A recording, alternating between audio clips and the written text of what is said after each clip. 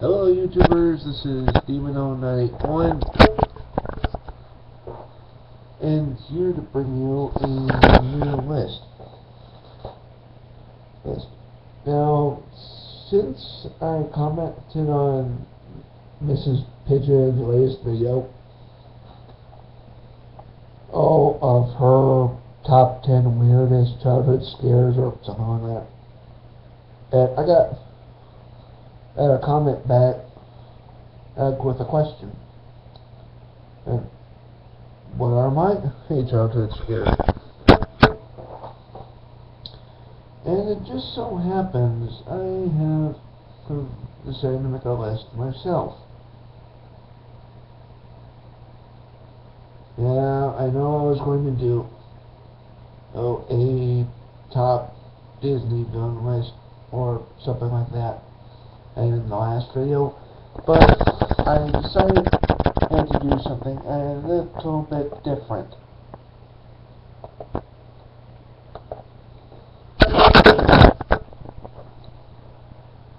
So instead, this is the top 7 things that either scared me or creeped me out when I was younger. Let's start things off with number 7, which is Dragon Form Maleficent from Sleeping Beauty. Now, I do like this particular villain because she is the quote-unquote mistress of all evil. And I am sorry if settings off by a little bit, but I have to do something. I think to get this thing to work.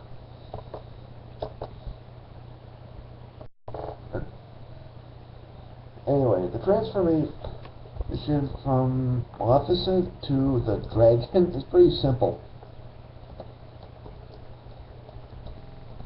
As Prince Philip keeps on getting closer and closer to the castle, you can see Maleficent getting more and more pissed off.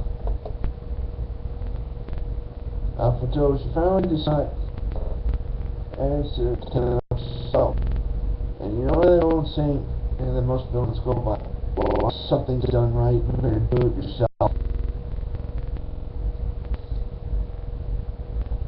And I just found a picture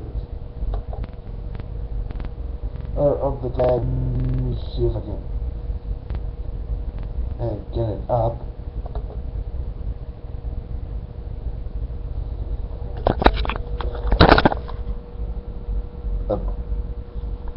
Sorry about this.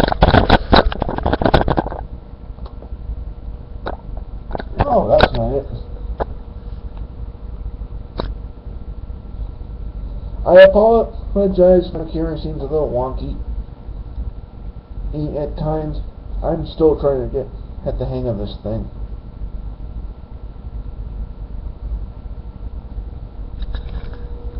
But you basically get the general idea. Now I'm gonna put this thing back where it belongs.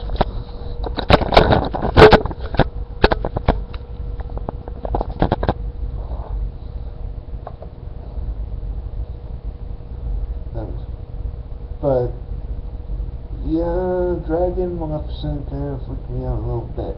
Now, I actually like it, seeing as it's one of Disney's few dragons.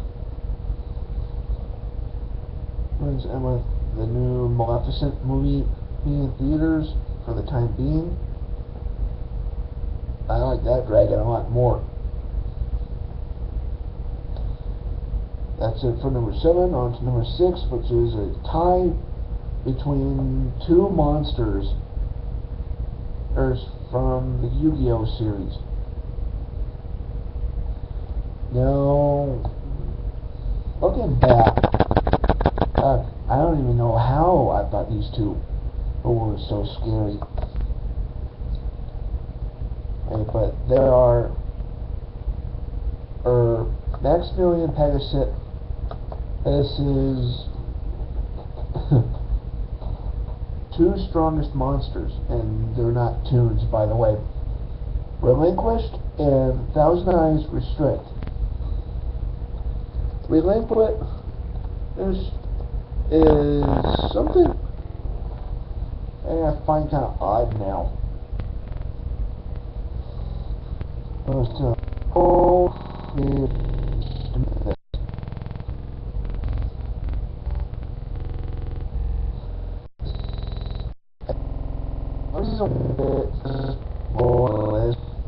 Top of the center is because you don't think of it as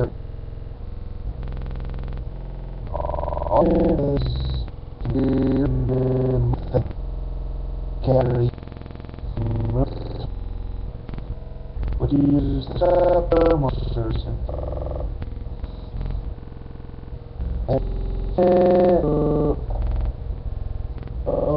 is one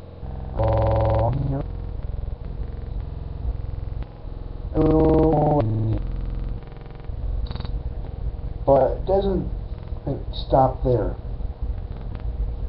because according to the card game, if you use Relinquished Thousand Eyes, or whatever that thing's called, you get Thousand Eyes Restrict, which is basically Relinquished with more eyes. And there is one thing that kind of weirded me out. It's that feeling we all get when someone is watching me, but I don't know from where.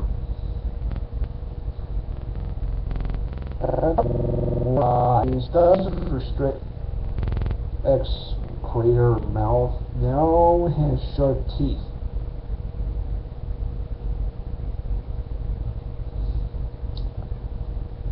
And like its predecessor, it has the same powers. Oh yeah, that's right. The fusion material monster was Thousand Eyes Idol. Nowadays, Thousand Eyes Restrict and Relinquished are on the Yu-Gi-Oh! Card Tournament's ban list. And I think I know why. Because it can get overpowered. That's it for number 6. Let's move on to number 5, which is actually the first ride I'm ever going to mention in these videos. That is Countdown to Extinction, or what is known now as Dinosaur, from Disney's Animal Kingdom, Dinoland USA section. And I think you might know why I have it on the list. Mainly because of the ride's main antagonist, the Carnotaur. Let's see if I can remember right. When I was 4, and this park first opened, and my family went on a vacation and down to Florida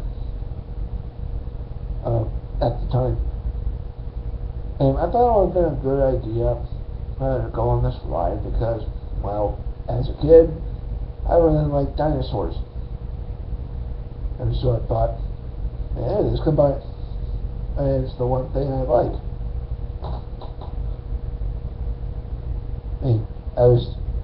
That's about as far as I got at 4 years old.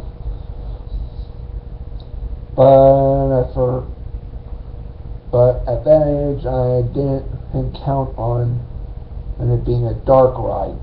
And for those of you who don't know what a dark ride is, it's where the ride's in pitch darkness, except for a few scenes. And if you've been on the ride, you might know what I'm talking about. If you don't know, there are videos on YouTube of people going through the ride. I don't know how they haven't been found out yet. But the Carnotaur in the ride, it makes like 3 appearances, I believe. I don't know, it's been a while. Oh, you first come to it face to face. So then you speed away. And you even go between its legs. As you get back to the present, according to the ride. But I guess the one thing that kind of scared me most about it is that it was up close. And from what I remember from my vacation and time, I had my head in my hands the entire time. I would not look up. But about 10 years later, or when we went back again, and I faced my fear, and now I'm not so much as scared as the current tourist from the ride than I am of a certain other dark ride. One which Internet has posted on his videos too.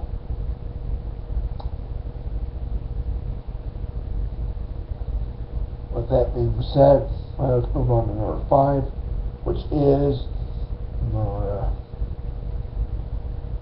I'm starting to find a similarity between me and other reviewers. The zombies from Night of the Living Dead. Hamitude and I have a lot in common on this one.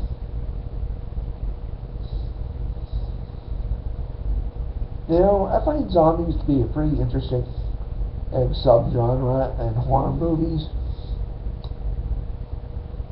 Even though I am not a fan of The Walking Dead,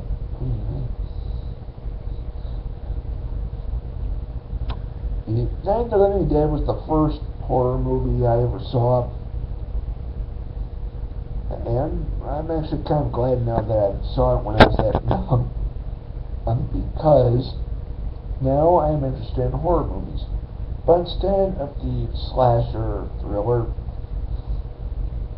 movies, I'm more into the found footage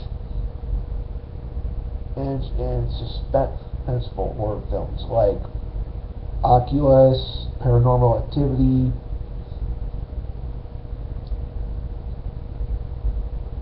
the Grave Encounters, that kind of stuff. But there's one part in Night of the Living Dead that scared me and still sends a chill through my spine whenever I see the scene. It's the little girl taking a trowel and stabbing her mother to death. It's that one scream. And if you've seen Hamitude's top 11 scares of childhood, then you probably know what I mean. That scream that sounds like somebody ripped out her vocal cords, strung up on a violin, and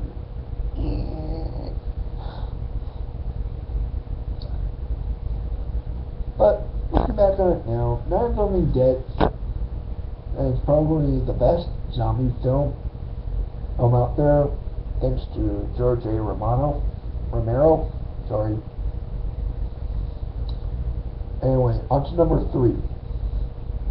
This one is a personal little fight for me because I still remember it, and I have mentioned this on another video. Not of one of my videos, but in the comment section of another list.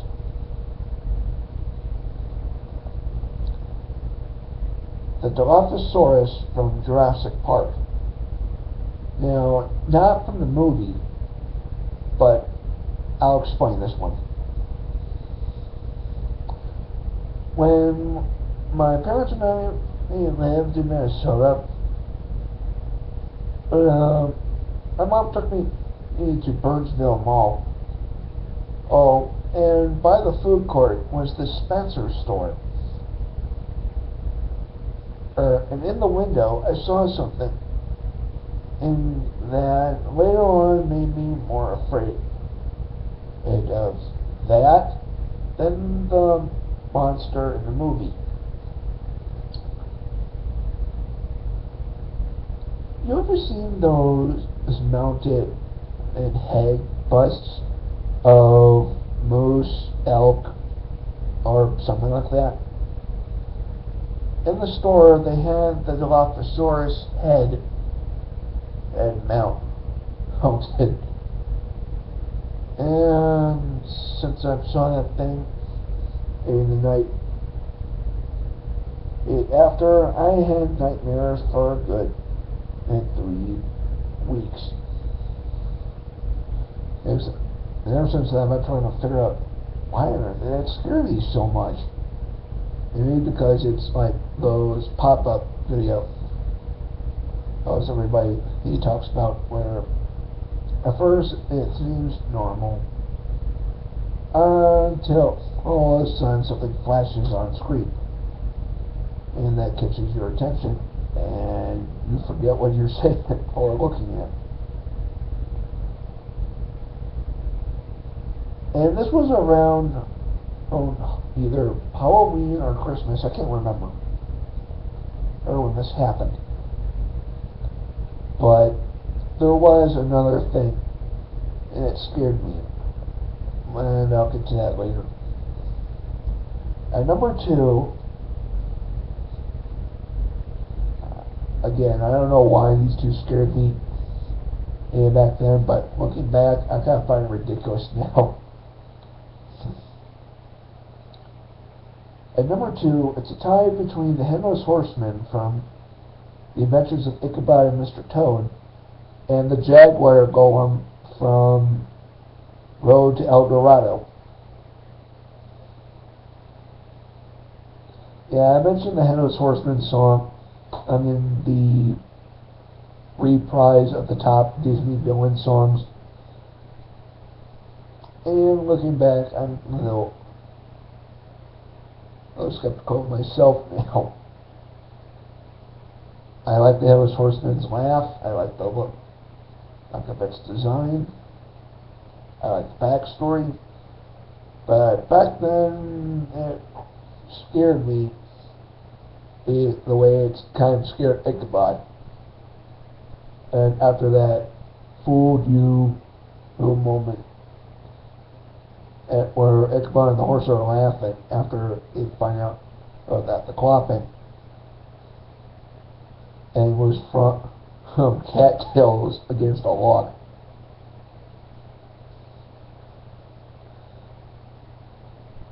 So now I find the Headless Horseman to be really interesting. And as far as ghosts, as for the Jaguar Golem or Golem, I'll say Golem. The statue, you know what I mean.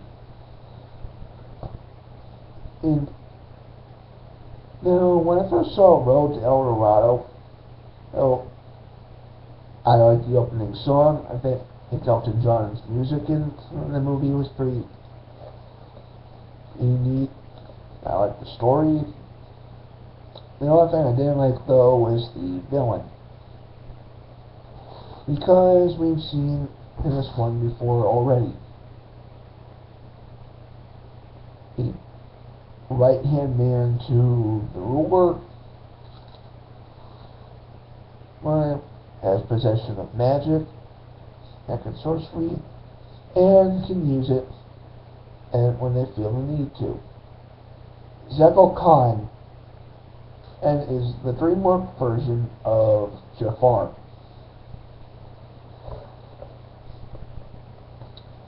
And it's like in the third part of the movie, where in order to prove that Miguel and Tulio are not gods, he creates this potion which allows him to control this giant jaguar statue.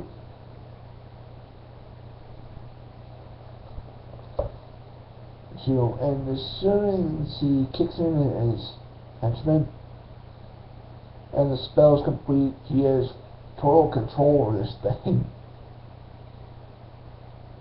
and uses it kind of like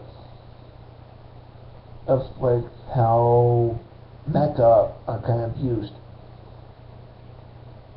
You know what I mean? You move your hand and the machine moves its hand. Take one step, the machine takes one step. And this thing basically it goes after the protagonists as for a good while. And in the meantime, it's getting more and more messed up. The statue's eye, Hank gets kicked by the horse. It falls into lava. Its jaw becomes dislocated and still going. Khan stops it for a brief moment and to confront the two. And as they're arguing, he's enjoying it until they decide to turn against him and punch him down. And as they go for a time up, he brings the thing back to life to attack them. Long story short, Jaguar Golem goes down. He gets sucked out through the whirlpool out of the entrance of the Colorado. And he is met by the conquistadors.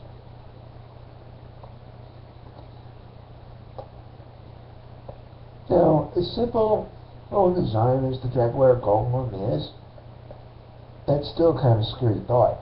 But the right amount of magic, you can make this thing do whatever you want.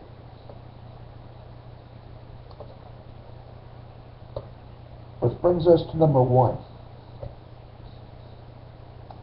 Now, all these entries have been from childhood up to now. Or recent. You know, a couple of them may have met at Marcia near the bottom. But before we go on to number 1, let's do a quick recap. Number 7, Dragon Maleficent. Number 6, Relinquished and 1,000 Hours Restrict. Number 5, Carnotaur from Countdown to Extinction. 4, Night of the Living Dead Zombies. Number 3, Dilophosaurus Bust from Jurassic Park. Number 2, Headless Horseman and the Jaguar Golem. And number 1 is from the recent Tim Burton film, and this is a triple threat. The Bandersnatch, the Jub Bird, and the Jabberwocky in order. Now, this film was pretty recent, since it came out about a few years ago. But these 3 monsters kind of weirded me out a bit at first. Now, I like them. First, let's start with the Bandersnatch. Seeing it as I kind of like this one a lot more. Now, in the books by Lewis Carroll, they briefly describe the Bandersnatch and the Jub Bird in the poem Jabberwocky, or they're mentioned. And I don't know about you, but whenever I read that poem, or read it now, I keep on getting this weird image in my head on what these two would look like. I always picture the Bandersnatch as this cross between a bear, a tiger, a lion, and a crocodile, and something like I don't know.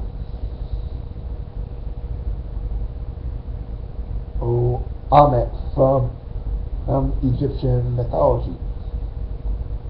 As for the Jub Bird, it's pretty simple. One would imagine. This big predatory bird that's part vulture, part eagle, And when I saw the movie, I thought, and when we actually saw these things, it became very apparent. And the one I imagined was almost accurate. The Bandersnatch in the movie looks like a cross between a hyena, snow leopard, bulldog, and one other animal. I can't figure out what it is. Maybe a bear. Maybe because of his claws. The Jub bird almost looked like what I pictured it. It's just basically a large vulture or looking bird with teeth in its beak. Now, I've said what I had to say about the Jabberwocky before, but I'll do a quick recap. The Jabberwocky in this film is possibly the most accurate in design when compared to the illustration. No, wait, I take that back. The head, it alone almost kind of looks like the book illustration. Body looks a lot better. And if you've seen my slideshow, the top 13 scariest monsters, you know what I mean. And the fact that they got Christopher Lee to do the voice of the Jabberwocky again, genius. But the one thing is, we don't see the Jabberwocky until the third act of the movie, which kind of blows in a way. But it's kind of like Smaug, like for The Hobbit. Again, the Peter Jackson version of The Hobbit, it doesn't show Smaug until the second movie, near the very end. By the way, I am hoping to see the third part of The Hobbit. Especially since I left with that little cliffhanger after Smaug breaks out of Mount Doom. But anyway, like Smaug, the Jabberwocky does have some backstory to it, as like how Smaug attacked the dwarves. The Jabberwocky basically attacked these Underland people, destroyed the knight that wielded the vorpal blade, and set everything on fire. And seeing that it's in the control of the Red Queen, and that's enough to me. Think you coward. Oh wait, I'm sorry. The Red Queen in the movie not only has the Jabberwocky in her control, but also the Jub bird and the Bandersnatch. Also, it's good to note that the Bandersnatch has one feature which they did really graphically, is that the dormouse that stuck her pin or sword, I guess this would be accurate for her height, into the Jabberwocky's eye and pulled it out. It seems very graphic. And then in the third act, while Alice is fighting the dragon, excuse me,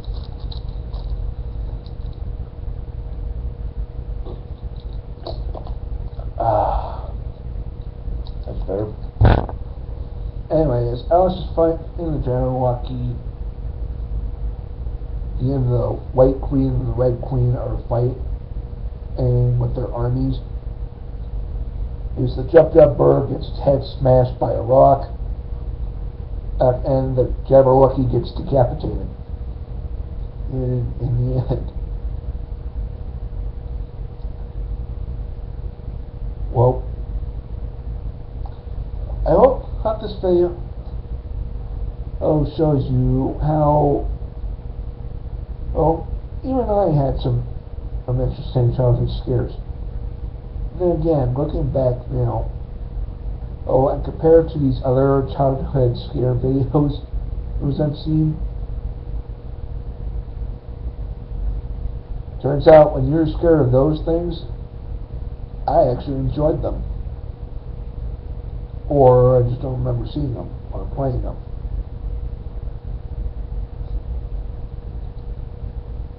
But as the years go on, there will be some things that'll scare me even more.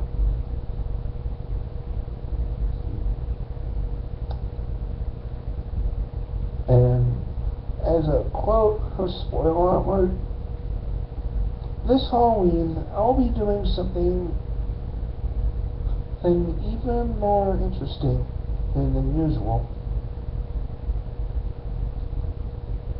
I will be doing a top Halloween special list. Just in October. And unfortunately though, in December I will not be doing another Christmas special list due to the fact I've pretty much gone over or all I need to say on Christmas specials.